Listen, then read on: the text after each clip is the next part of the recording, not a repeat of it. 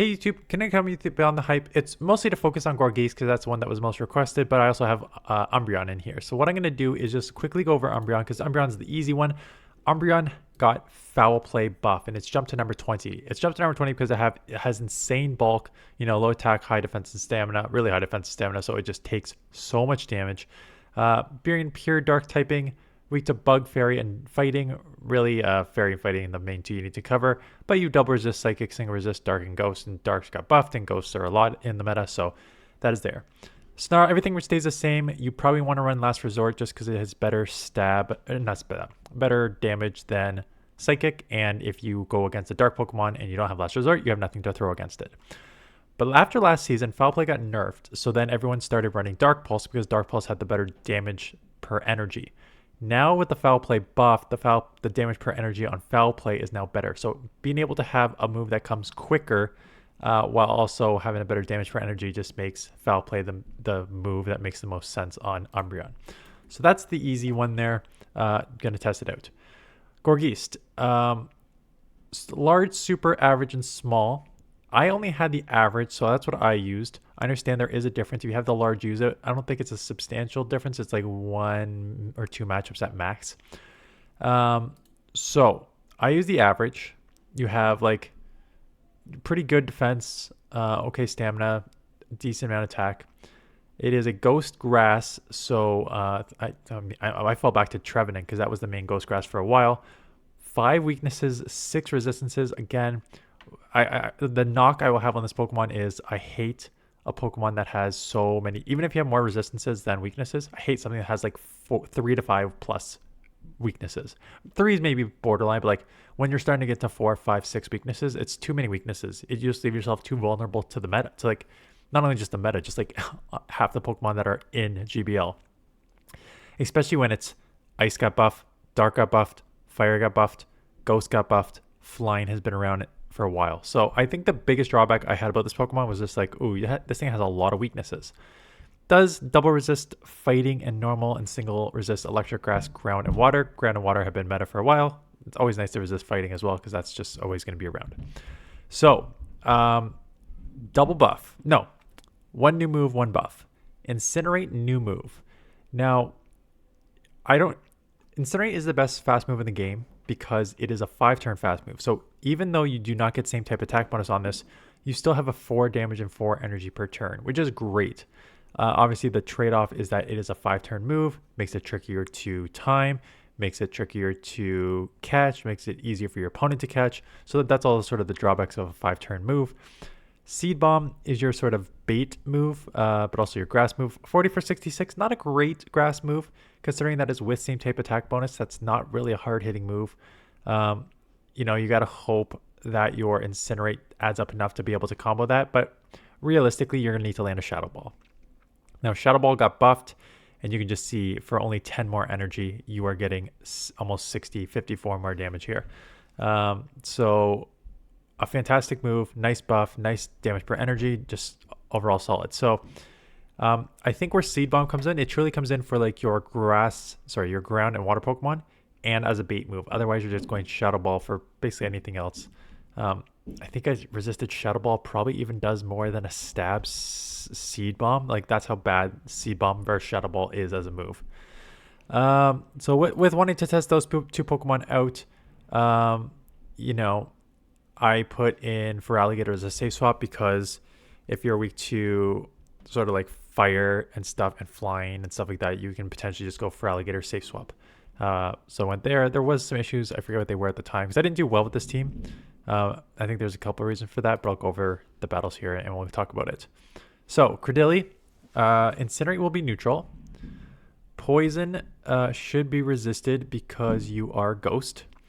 They will get to a Rock Tomb. It is neutral, so they will land it, but you'll live 1 move for sure. Going straight Shadow Ball.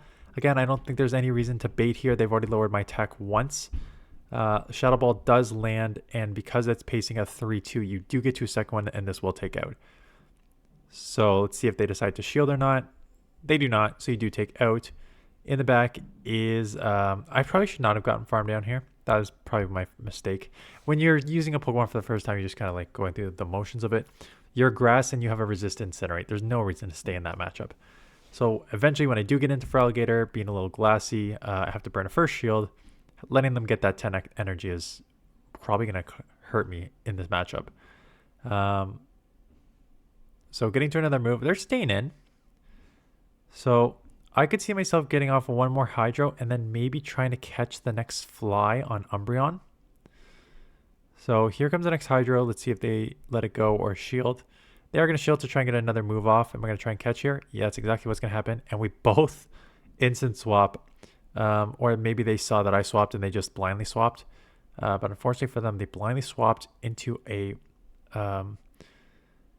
Dusknoir. Now, Dusknoir does have a Dynamic Punch, which would be super effective, which kind of makes Dusknoir kind of safe at times.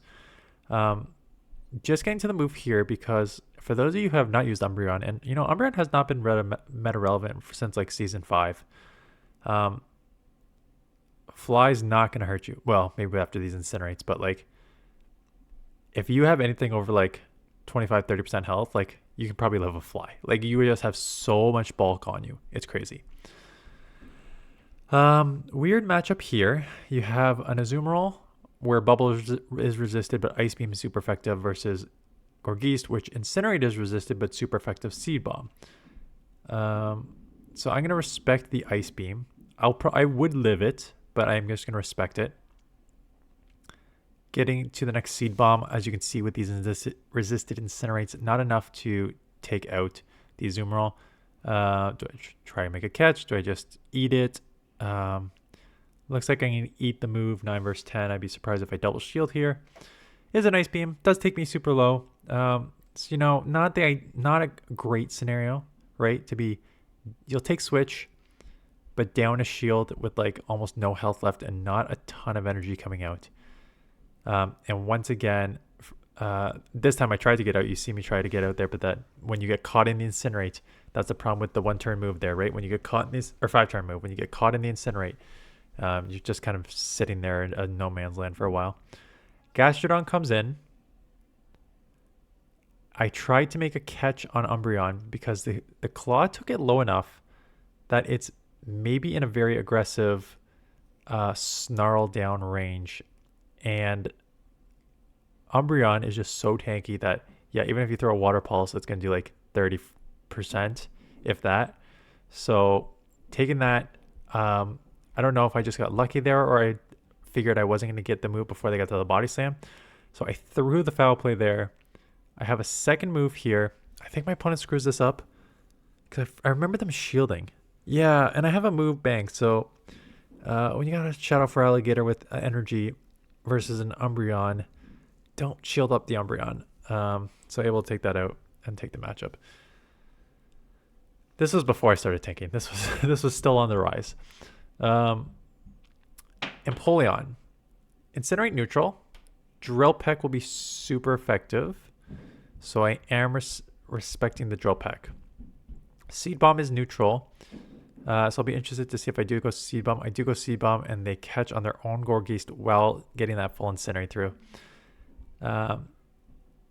We both have super effective moves and then I try to like catch on the Umbreon. Umbreon will resist the Shadow Ball and so now they're left with just Seed Bomb. And as you can see there, between a non-stab Incinerate and a Seed Bomb, which is not a great move, there is not a ton of pressure on your opponents. I mean, they are adding up, but considering you got like what 5 or 6 of the best fast moves in the game and 2 charge moves with same type attack bonus, here comes the 3rd charge move. I'm still just going to be like in the red, not even in the red, in the yellow still. So this is where I feel like this Pokemon, I think there's 2 limitations to this Pokemon, quite honestly. Yes, I understand that the average versus super versus large makes a bit of a difference. I don't know if it makes that substantial of a difference. Like again, 1 or 2 matchups, some average. But the 2 biggest weaknesses I found with this Pokemon were when you, there's so many weaknesses, right? So, you got some flying. That's going to be hit super effective against you. You have fire that's going to hit super effective. You have all the 5 weaknesses. While been, I feel like, I gotta choose my words carefully here. I feel like if you have to rely on your Incinerate Seed Bomb, like if Shadow Ball is resisted here, not here, this is where you want to land it. But if Shadow Ball is resisted and you're stuck with your Incinerate Seed Bomb, and those are neutral at best, I think you're going to have a tougher time with this Pokemon. I don't think it's going to be as strong as you think. I think when you're so used to Incinerate users with same type attack bonus on it, you really feel that add up.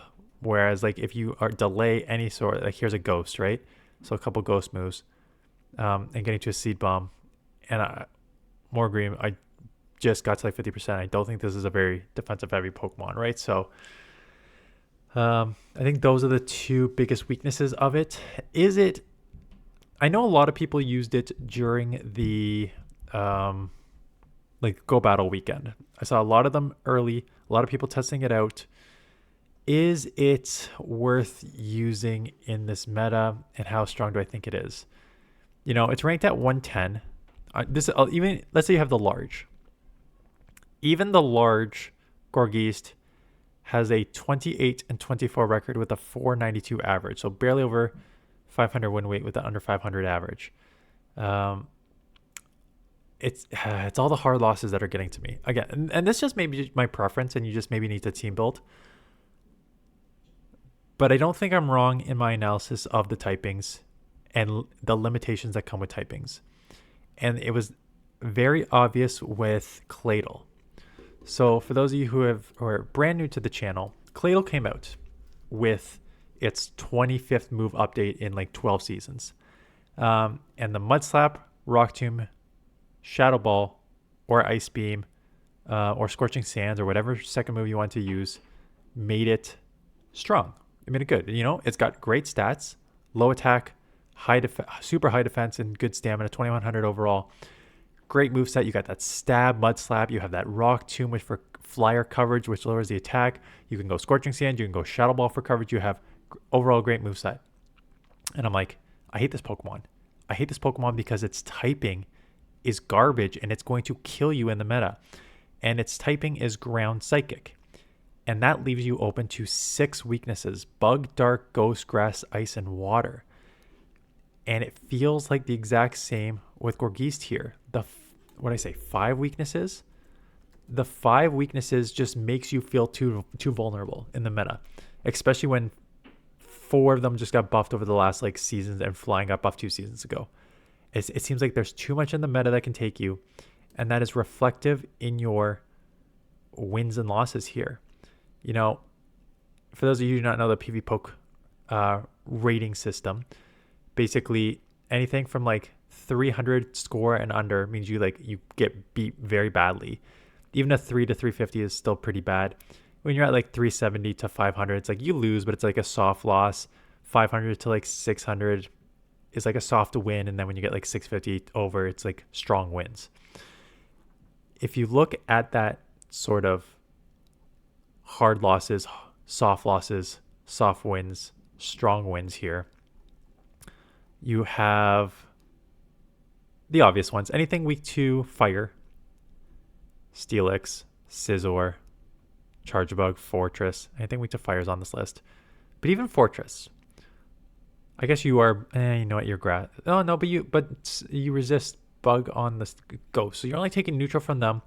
You're throwing double super effective Incinerates, and you only have a 680 score here. So you have like 6 or 7 over 680 score. Some decent wins in like the 600 range, which is nice. Like some meta, like obviously meta Pokemon, Dusclops, Cradily, Clodsire, Morpeko, Marowak, so like good wins. Some middle of the ground, but it's the losses here. And I said, what did I say, 650? I was talking about 650 and over, so I got to go 350 and under to make it the other side. Here, your 350 and under losses. And some of them are steel, like Doublade is steel. Altaria, Doublade, Moltres, Murkrow, Empoleon, Togekiss, Mandibuzz, Dusknoir, Pharaoh, Sableye, Reggie Drago. Another, no, I'll ignore the non-steps, non-Shadow Sableye. Just keep that one at 12. Again, Shadow Talonflame, I'll ignore that. And then Feraligatr. 13 Pokemon out of your 50 matches. 52 matches. So a quarter of the Pokemon beat you in that hard loss territory. And I think that's why it is so low ranked. I think that too many things beat you and too many things beat you hard, that it just limits the upside that this Pokemon will have. Now, does that mean it's not usable? Nope. Not what I'm saying. I'm just saying that in the grand scheme of things, if you're going to be using it, I think the limitations that this Pokemon have will ensure that it never becomes that sort of top tier meta. Even though many people used it early, I don't care about that. I think that'll change. A lot of people use Claydol early. A lot of people use Grumpig early. A lot of people used other Pokemon early, and they just fade away because the meta evolves, and then you realize that with the meta, certain Pokemons do and do not work. And I do not think this Pokemon will work in the meta. So that's my analysis on Gourgeist. Obviously, there's play for it. You catch a lot of people off guard with that Incinerate if they're not. I mean, I think with more people using it, people will expect it. But I had Scizor lead, and by the time your brain registers, oh, they're coming in with an Incinerate user, they've already landed one, chip the Scizor 50%, and then will have an energy advantage. So there's the sort of element of surprise. I don't know how long that will last. But it's definitely there in the short term. And wrapping your head around the fact that you are using an Incinerate user on a non-fire Pokemon. I didn't talk about Umbreon much because I wanted to, again, cover mostly Gourgeist to tell you how my thoughts on it, because a lot of people requested that when I asked what you guys wanted to see. Umbreon at rank 20. I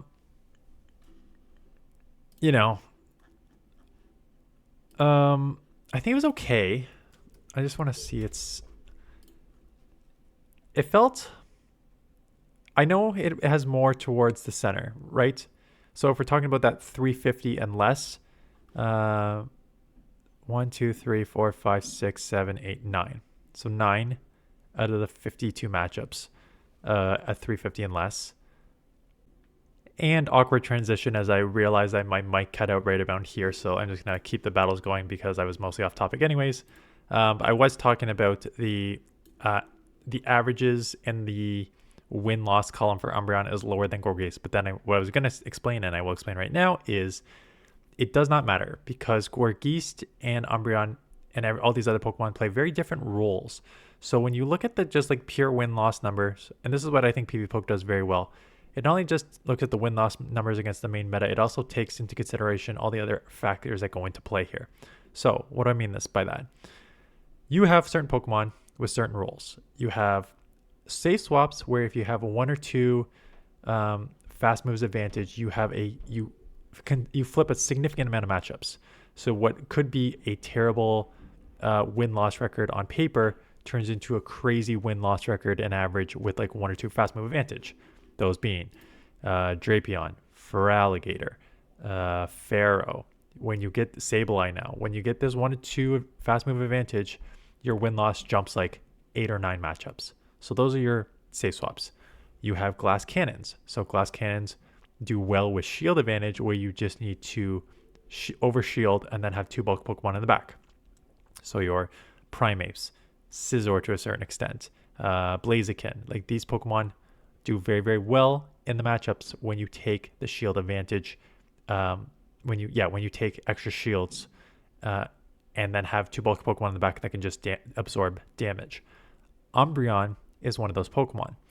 Umbreon is the damage sponge. Umbreon is able to hold its own in the meta, spam enough with this foul play, 12s and 9s here, to do enough damage to actually put a little bit of pressure on your opponents while just taking 4+ charge moves sometimes. And that's the role of Azumarill. That's the role of Carbink and Bastiodon. That's the role of Umbreon, right? That's what these Pokemon play. So Umbreon, I think, is ranked higher, even though its win-loss is bad and its average is bad, just because it plays its strength, its safety, and just going out there and taking damage, and it helps you more build teams and stuff like that. Whereas Gourgeist is in no man's land. 115 attack, 137 defense, 122 stamina. So don't get me wrong, the stats are actually like pretty good. 1940 overall. Stats are good. You have enough of that defense and stamina combo that you can definitely take charge moves. You don't need to worry about being taken out with one charge move if it's neutral, which again, ignoring the 5 weaknesses there. But if you're neutral, you don't need to worry about one charge move taking you out. But what is your rule? And I guess it does say its strength is that it is dynamic and flexible because it has a crazy amount of movesets, right? You have the fire and stuff for steals. You have shuttle ball, which is a great new move in neutral situations. You have seed bomb, which can cover some of the main typings in water and ground in the meta. So I think that there definitely is strength to it. I don't know what sort of role it plays. I feel like the role is just a Pokemon that has a variety of moves. A Pokemon that has a variety of moves that can like cover a lot, take some charge moves. Not safe because you have a bunch of weaknesses. Not overpowering, not because it's not attack heavy. Not defensive, can't take a ton of charge moves. It can take 2 moves. Do have some resistances, so like, a good answer to like fighter and stuff like that. But I feel like its role is maybe a little more undefined, and that's why I think I give Umbreon the advantage because it has a very defined role. And maybe that's just my preference. So take this. I mean, take everything I say with a grain of salt, right? But I think that I find it's much easier to team build, and this is why I feel like I'm a good team builder. I feel like it's much easier to team build when you have Pokemon that play definitive rules, and you can team build with those rules accordingly. Whereas some of these other Pokemon that are potentially useful, that I just don't find that I will play with them as much because I don't know how they will play on a team. I honestly think I just did Spiritomb on the weekend yesterday. I did Spiritomb yesterday. I think Spiritomb is like almost the exact same for me. Middle-ish attack, nice defense with a lower stamina, nice fast move, nice fast and charge move pressure. Nah, you know what? I would argue Spiritomb's different. I would argue that it is. I would argue that it is better because you're putting more. You are actually putting more fast move pressure, and that's where the stab versus non-stab comes in. Sucker Punch stab is 4.8 damage per turn, so you're putting enough fast move pressure that the charge moves can actually get you stuff. Whereas I feel like Incinerate Shadow Ball is definitely going to put on pressure, but Incinerate Seed Bomb won't. Yeah. Anyways, those are my thoughts on the Pokemon with, I think, a couple more battles. No, 5 seconds of battles to play out here. But those of you who use Gourgeist yourself, let me know what you thought about it. Maybe there's something in the way it plays or its role that I'm missing. I'd love to hear your thoughts in the comments below. Anyways, that is it. No idea what I'm doing this afternoon yet. I have like another 5 teams. I got to check to see if there is an event going on because I usually cover the events. And I can always push these till like the next time Great League comes off. So I don't know what's coming in this afternoon. Stay tuned. Thanks for watching. I'll see you guys in the next one.